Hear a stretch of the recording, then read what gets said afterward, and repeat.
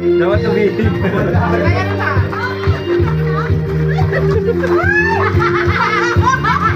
Ay, mag-beshi!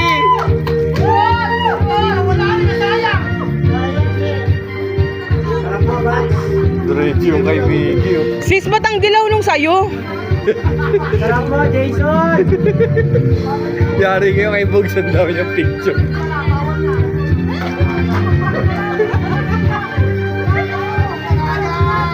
Ginilas, ginilas.